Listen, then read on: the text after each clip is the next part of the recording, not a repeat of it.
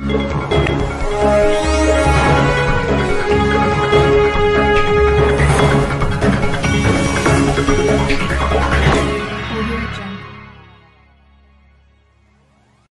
News network में आपका स्वागत है। मैं हूं शेख सलमान।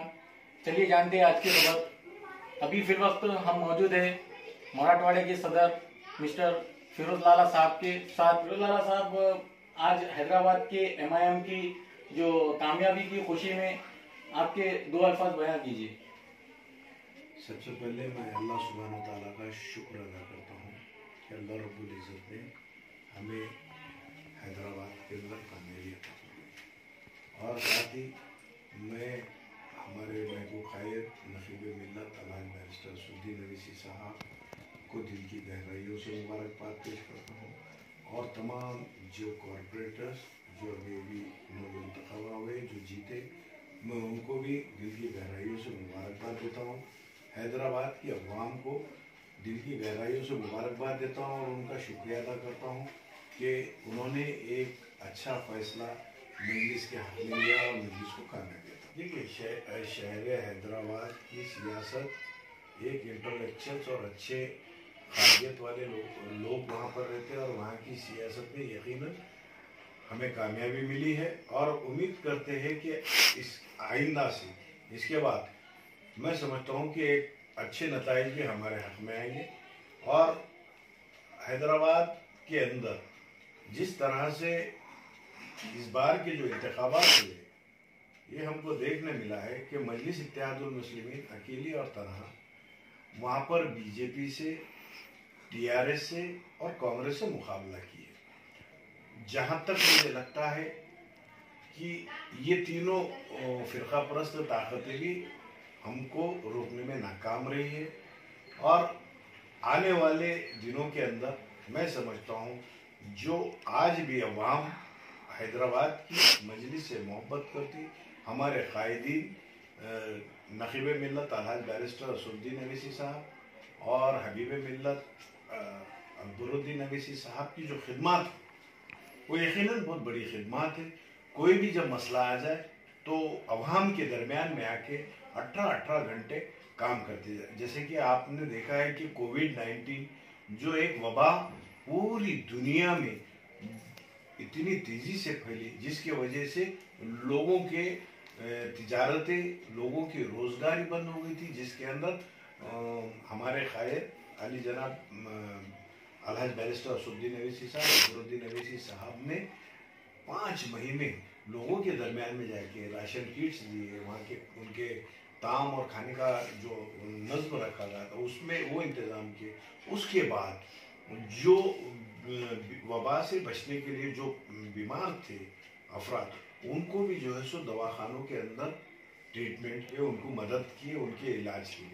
दूसरा, जो हाल ही में जो फ्लड आया था, जो बड़ी तबाही किया है, उसके अंदर भी हमारे पार्टी के हमारे कायद और बैरिस्टर असदुद्दीन अवैसी साहब, अकबरुद्दीन अवैसी साहब वहाँ पर लोगों के दरमियान में जाके उनके तकलीफातों को देखे, वहाँ पे उनको राहत पहुँचाने का काम किए, और गवर्नमेंट से लड़कर वहाँ पर उन लोगों को कुछ गवर्नमेंट के फंडिंग जो है सो अवेलेबल करें।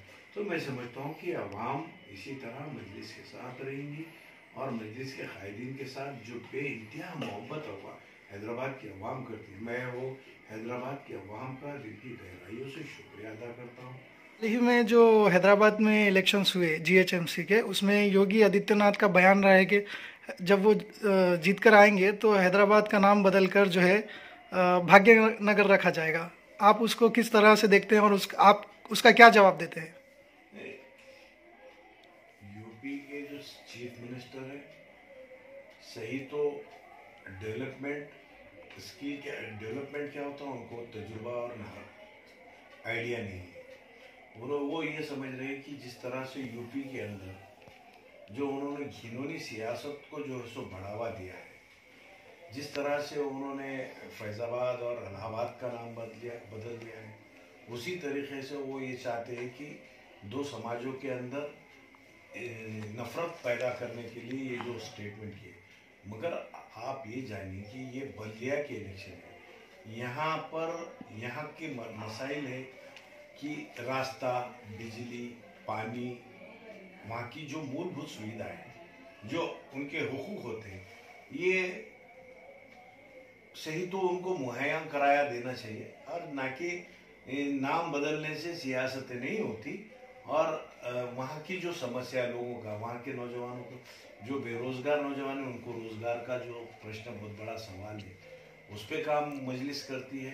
वहाँ के डेवलपमेंट पे, रास्ता, नाली, ड्रेनेज, पानी, बिजली, इस पे हम काम करते हैं। ये हवाई बातें हैं उनकी, और ये कोई ज़्यादा असर रसूख रखने वाली बातें नहीं।